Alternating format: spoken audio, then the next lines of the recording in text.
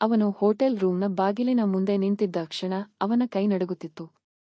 ಒಳಗಿದ್ದವಳು ಅವನ ಹೆಂಡತಿ ಎನ್ನುವುದು ಖಚಿತವಾಗಿತ್ತು. ಆದರೆ ಅವಳ ಜೊತೆಗೆ ಇದ್ದ ಮತ್ತೊಬ್ಬ ವ್ಯಕ್ತಿಯ ಹೆಜ್ಜೆ ಸದ್ದು ಅವನ ಬದುಕನ್ನೇ ಚೂರುಚೂರು ಮಾಡಿತು. ಬಾಗಿಲು ತೆರೆಯುವ ಮುನ್ನವೇ ಅವನ ಹೃದಯ 1000 ಬಾರಿ ಒಡೆದಿತು. ಆದರೆ ಕೆಲವೇ ನಿಮಿಷಗಳ ನಂತರ ಅವನ ಕಣ್ಣೆದುರು ಬಯಲಾಗಿದ್ದ ಸತ್ಯ ಅವನು ಊಹಿಸಿದ್ದ ದ್ರೋಹಕ್ಕಿಂತ ಸಂಪೂರ್ಣ ಭಿನ್ನವಾಗಿತ್ತು. ಸುದೀಪ್ ಮತ್ತು ವೈದೇಹಿ ಮದುವೆಯಾಗಿ 7 ವರ್ಷಗಳಾಗಿತ್ತು. ಇಬ್ಬರ ಜೀವನ ಸಾಮಾನ್ಯ ಮಧ್ಯಮ ವರ್ಗದ ಕುಟುಂಬದ ಕನಸುಗಳಂತೆಯೇ ಸಾಗುತ್ತಿತ್ತು. ಸುದೀಪ್ ಖಾಸಗಿ ಕಂಪನಿಯಲ್ಲಿ ಕೆಲಸ ಮಾಡುತ್ತಿದ್ದ, ವೈದೇಹಿ ಸರ್ಕಾರಿ ಶಾಲೆಯಲ್ಲಿ ಶಿಕ್ಷಕಿಯಾಗಿದ್ದಳು. ಅವರ ಬದುಕಿನಲ್ಲಿ ದೊಡ್ಡ ಜಗಳಗಳಿರಲಿಲ್ಲ, ಆದರೆ ಸಂತೋಷವೂ ಮೊದಲಿನಷ್ಟು ಉಳಿದಿರಲಿಲ್ಲ. ಕೆಲಸದ ಒತ್ತಡ, ಸಾಲದ ಹೊರೆ ಮತ್ತು ಮಕ್ಕಳಿಲ್ಲ ಎಂಬ ಸಮಾಜದ ಪ್ರಶ್ನೆಗಳು ಅವರಿಬ್ಬರ ನಡುವೆ ಕಾಣದ ಗೋಡೆಯನ್ನು ಕಟ್ಟಿದ್ದವು. ಇಬ್ಬರೂ ಒಬ್ಬರನ್ನೊಬ್ಬರು ಪ್ರೀತಿಸುತ್ತಿದ್ದರೂ ಆ ಪ್ರೀತಿಯನ್ನು ವ್ಯಕ್ತಪಡಿಸಲು ಸಮಯವೇ ಸಿಗುತ್ತಿರಲಿಲ್ಲ. ಕೆಲ ತಿಂಗಳುಗಳಿಂದ ವೈದೇಹಿಯ ವರ್ತನೆಯಲ್ಲಿ ಸುದೀಪ್ಗೆ ವಿಚಿತ್ರ ಬದಲಾವಣೆಗಳು ಕಾಣಿಸುತ್ತಿದ್ದವು. ಮೊಬೈಲ್ಗೆ ಪಾಸ್ವರ್ಡ್ ಹಾಕುವುದು, ಆಗಾಗ ಹೊರಗೆ ಹೋಗುವುದು, ಕೆಲವು ಕರೆಗಳನ್ನು ಒಂಟಿಯಾಗಿ ಸ್ವೀಕರಿಸುವುದು, ಕೆಲವೊಮ್ಮೆ ಮನೆಗೆ ತಡವಾಗಿ ಬರುವುದು. ಮೊದಲಿಗೆ ಅವನು ಅದನ್ನು ಕೆಲಸದ ಒತ್ತಡ ಎಂದುಕೊಂಡ.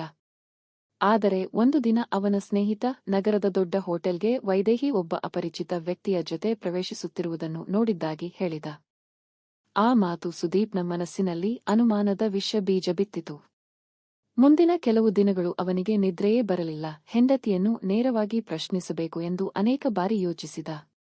ಆದರೆ ಯಾವುದೇ ಸಾಕ್ಷಿಯಿಲ್ಲದೆ ಆರೋಪಿಸುವುದು ಸರಿಯಲ್ಲ ಎಂದು ಮೌನವಾಗಿದ್ದ. ಒಂದು ಸಂಜೆ ವೈದೇಹಿ ಶಾಲೆಯ ತರಬೇತಿ ಕಾರ್ಯಕ್ರಮ ಇದೆ ಎಂದು ಹೇಳಿ ಹೊರಟಳು.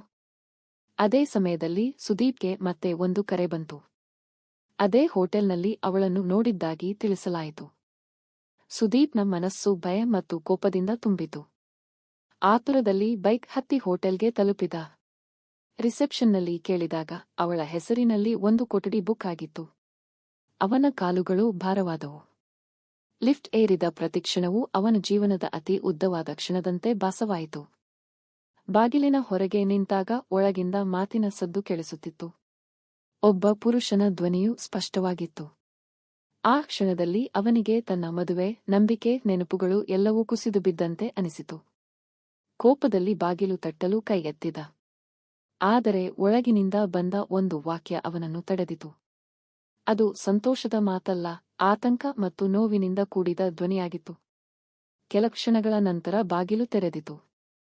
ವೈದೇಹಿ ಬೆಚ್ಚಿಬಿದ್ದಳು. ಅವಳ ಕಣ್ಣುಗಳಲ್ಲಿ ಅಪರಾಧಕ್ಕಿಂತ ಹೆಚ್ಚು ಆಶ್ಚರ್ಯ ಕಾಣಿಸುತ್ತಿತ್ತು. ಒಳಗೆ ಕುಳಿತಿದ್ದ ವ್ಯಕ್ತಿ ಸುಮಾರು 65 ವರ್ಷದ ವೃದ್ಧ. ಮುಖದಲ್ಲಿ ಅನಾರೋಗ್ಯದ ಗುರುತುಗಳು ಸ್ಪಷ್ಟವಾಗಿದ್ದವು. ಸುದೀಪ್ ಕ್ಷಣಕಾಲ ಏನನ್ನೂ ಅರ್ಥಮಾಡಿಕೊಳ್ಳಲಿಲ್ಲ. ವೈದೇಹಿ ತಕ್ಷಣವೇ ಸತ್ಯವನ್ನು ಹೇಳಲಾರಂಭಿಸಿದಳು. ಆ ವೃದ್ಧನ ಹೆಸರು ರಘುರಾಮ್.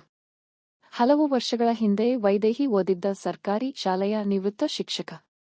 ತಂದೆಯಷ್ಟೇ ಪ್ರೀತಿಯಿಂದ ಬೆಳೆಸಿದ ಗುರು. ಕೆಲವು ತಿಂಗಳ ಹಿಂದೆ ಅವರಿಗೆ ಅಪರೂಪದ ಕಾಯಿಲೆ ಇರುವುದು ತಿಳಿದಿತ್ತು. ಅವರಿಗೆ ಮಕ್ಕಳಿರಲಿಲ್ಲ. ದೂರದ ಊರಿನಿಂದ ಚಿಕಿತ್ಸೆಗಾಗಿ ನಗರಕ್ಕೆ ಬಂದಿದ್ದರು. ಆಸ್ಪತ್ರೆಗೆ ಹತ್ತಿರದ ಈ ಹೋಟೆಲ್ನಲ್ಲಿ ತಂಗಿದ್ದರು. ಯಾರಿಗೂ ಸಹಾಯ ಕೇಳಲು ಮನಸ್ಸಾಗದೆ ಒಬ್ಬರೇ ಹೋರಾಡುತ್ತಿದ್ದರು. ವೈದೇಹಿ ಯಾದೃಚ್ಛಿಕವಾಗಿ ಅವರನ್ನು ಭೇಟಿಯಾದಾಗ ಅವರ ಸ್ಥಿತಿ ನೋಡಿ ಮನಸ್ಸು ಕರಗಿತ್ತು. ಅವರ ಚಿಕಿತ್ಸೆ, ದಾಖಲೆಗಳು, ಹಣಕಾಸಿನ ಸಹಾಯ ಎಲ್ಲವನ್ನೂ ರಹಸ್ಯವಾಗಿ ನೋಡಿಕೊಳ್ಳಲು ಆರಂಭಿಸಿದ್ದಳು. ತನ್ನ ಗಂಡನಿಗೆ ಹೇಳಲು ಅನೇಕ ಬಾರಿ ಯೋಚಿಸಿದ್ದಳು. ಆದರೆ ಮನೆಯಲ್ಲಿದ್ದ ಆರ್ಥಿಕ ಸಮಸ್ಯೆಗಳನ್ನು ನೋಡಿ ಮತ್ತೊಂದು ಹೊರೆ ಹಾಕಲು ಇಷ್ಟಪಡಲಿಲ್ಲ. ತನ್ನ ಸಂಬಳದಿಂದಲೇ ನಿಧಾನವಾಗಿ ಅವರಿಗೆ ನೆರವಾಗುತ್ತಿದ್ದಳು. ಸುದೀಪ್ಗೆ ಎಲ್ಲವೂ ಅರ್ಥವಾಗತೊಡಗಿತು. ಆದರೆ ಇನ್ನೂ ಒಂದು ಪ್ರಶ್ನೆ ಅವನನ್ನು ಕಾಡುತ್ತಿತ್ತು. ಹಾಗಿದ್ದರೆ ಇಷ್ಟು ರಹಸ್ಯ ಯಾಕೆ? ಅದೇ ಸಮಯದಲ್ಲಿ ಮತ್ತೊಂದು ಸತ್ಯ ಹೊರಬಂತು. ರಘುರಾಮ್ ಅವರಿಗೆ ಬದುಕಲು ಹೆಚ್ಚು ಸಮಯ ಉಳಿದಿಲ್ಲವೆಂದು ವೈದ್ಯರು ಹೇಳಿದ್ದರು. ಅವರು ತಮ್ಮ ಜೀವನದಲ್ಲಿ ಸಹಾಯ ಮಾಡಿದ ವಿದ್ಯಾರ್ಥಿಗಳಲ್ಲಿ ಯಾರಿಗೂ ಕೊನೆಯ ದಿನಗಳಲ್ಲಿ ಭಾರವಾಗಬಾರದು ಎಂದು ಬಯಸಿದ್ದರು. ವೈದೇಹಿಯೂ ಅವರ ಮಾತನ್ನು ಗೌರವಿಸಿ ವಿಷಯವನ್ನು ಯಾರಿಗೂ ತಿಳಿಸಿರಲಿಲ್ಲ. ಸುದೀಪ್ ತನ್ನ ಅನುಮಾನ ನೆನೆಸಿ ತಲೆ ತಗ್ಗಿಸಿದ. ಆದರೆ ಕತೆ ಅಲ್ಲಿಗೆ ಮುಗಿಯಲಿಲ್ಲ. ಕೆಲ ದಿನಗಳ ನಂತರ ರಘುರಾಮ್ ತಮ್ಮ ವಕೀಲರನ್ನು ಕರೆಸಿಕೊಂಡರು. ತಮ್ಮ ಹೆಸರಿನಲ್ಲಿದ್ದ ಚಿಕ್ಕ ಜಮೀನು ಮತ್ತು ಪುಸ್ತಕಗಳ ಸಂಗ್ರಹವನ್ನು ಸರ್ಕಾರಿ ಶಾಲೆಯ ಬಡ ವಿದ್ಯಾರ್ಥಿಗಳಿಗಾಗಿ ಟ್ರಸ್ಟ್ಗೆ ನೀಡುವ ನಿರ್ಧಾರ ಮಾಡಿದ್ದರು. ಆ ಟ್ರಸ್ಟ್ನ ಜವಾಬ್ದಾರಿಯನ್ನು ವೈದೇಹಿಗೆ ನೀಡಿದರು. ಏಕೆಂದರೆ ತಮ್ಮ ಜೀವನದಲ್ಲಿ ನಿಸ್ವಾರ್ಥವಾಗಿ ನೆರವಾದ ಏಕೈಕ ವ್ಯಕ್ತಿ ಅವಳೇ ಆಗಿದ್ದಳು. ಸುದ್ದಿ ನಿಧಾನವಾಗಿ ಹೊರಬಂದಾಗ ಕೆಲವರು ಮೊದಲು ಹರಡಿಸಿದ್ದ ವದಂತಿಗಳು ಸುಳ್ಳೆಂದು ಎಲ್ಲರಿಗೂ ತಿಳಿಯಿತು. ಹೋಟೆಲ್ಗೆ ಬರುತ್ತಿದ್ದವರು ದ್ರೋಹಕ್ಕಾಗಿ ಅಲ್ಲ, ಮಾನವೀಯತೆಗಾಗಿ ಭೇಟಿಯಾಗುತ್ತಿದ್ದರು ಎಂಬ ಸತ್ಯ ಬೆಳಕಿಗೆ ಬಂತು.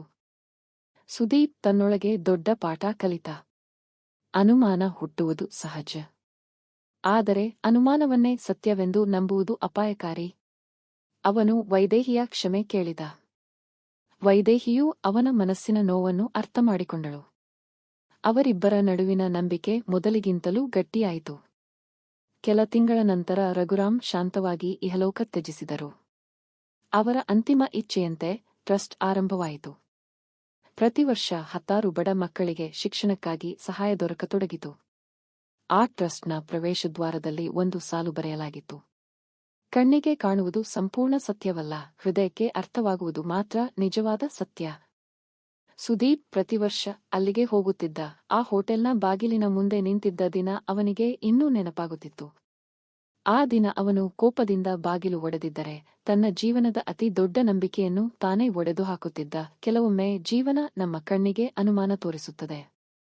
ಆದರೆ ಸ್ವಲ್ಪ ತಾಳ್ಮೆಯಿಂದ ಕಾಯುವವರಿಗೆ ಮಾತ್ರ ಸತ್ಯ ತನ್ನ ಮುಖವನ್ನು ತೋರಿಸುತ್ತದೆ. ನಮ್ಮ ಕತೆ ನಿಮಗೆ ಇಷ್ಟವಾಗಿದ್ದರೆ ದಯವಿಟ್ಟು ಈ ವಿಡಿಯೋಗೆ ಒಂದು ಲೈಕ್ ಮಾಡಿ ಮತ್ತು ನಮ್ಮ ಚಾನೆಲ್‌ನ್ನು ಸಬ್ಸ್ಕ್ರೈಬ್ ಮಾಡಿಕೊಳ್ಳಿ.